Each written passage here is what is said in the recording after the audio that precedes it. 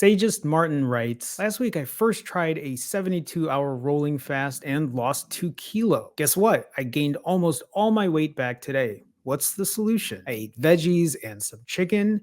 Maybe I'm doing it all wrong. This is a common question or sentiment that can only be answered with other questions and additional thought. But I will say this, and I've said this before, the scale can be our best friend and it can also be our worst enemy. And sometimes the only thing I can say to you is trust the process. Gaining weight after a refeed is just as much as part of the process as losing it. We'll break this down in a second, but first, welcome to day 129 of my fasting journey, my weight loss journey, my health and happiness, health and wellness journey. I've been performing rolling fasts now for over 4.5 months. Tonight, I will be completing my 32nd consecutive fast. My last 31 fasts averaging 91.5 hours with an eating window of just a little over 4 hours. That means for the last 4.5 plus months, I have been fasting for nearly 4 days and then eating for about 4 hours and repeating this process over and over and over again until I reach my goal weight. This morning, I weighed in at a record low 144.6 pounds or 65.6 kilo. That's a total loss of 73.2 pounds or 33.2 kilo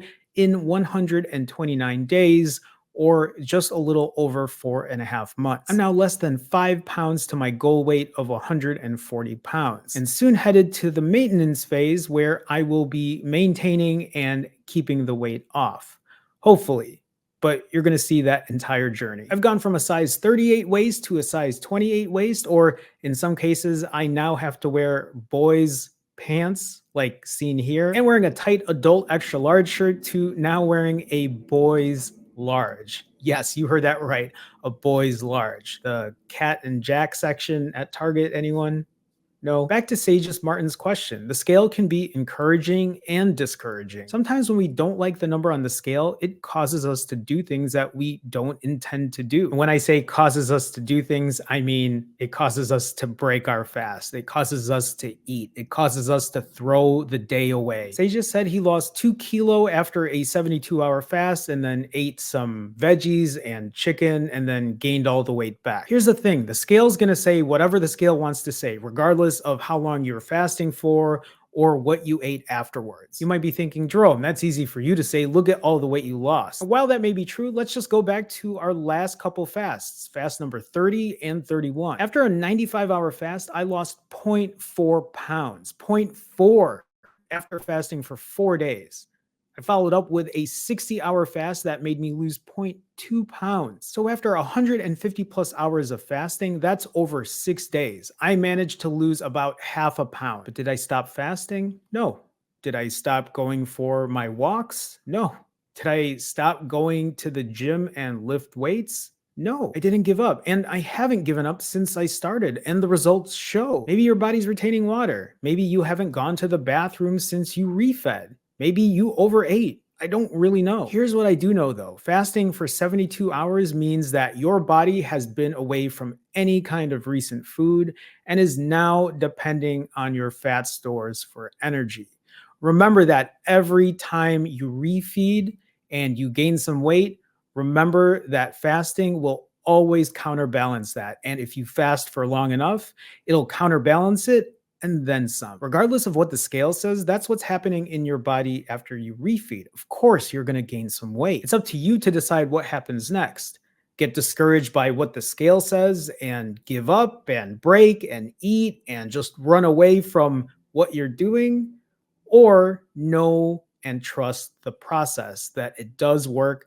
And if you continue and you be consistent and you do the other good healthy habit things as far as exercise and getting good sleep. Remember when I said I only lost 0.4 pounds after a 95-hour fast and then lost only 0.2 pounds after a 60-hour fast? Well, the current fast I'm on, I have now lost 2.4 pounds versus the 0.6 pounds I lost in the last 6 days. Imagine if I had given up after just losing those 0.6 pounds in 6 days, I wouldn't have gotten to this 2.4 pound drop if I didn't trust the process, if I didn't do another rolling 90-hour fast. Trust what you're doing. Be honest about how long you're truly fasting for. Be honest about the activity you output. Don't let the scale dictate whether you break your fast or you keep going. You know what happens when you throw it all away to eat.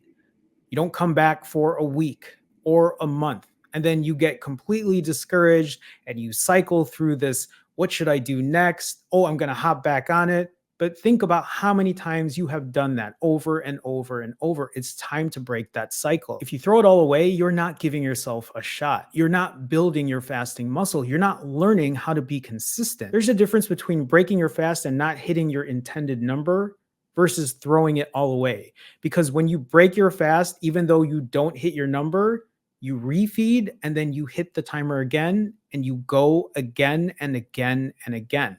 Completely different than just giving up, walking away, not even looking at the app and just eating whatever you want.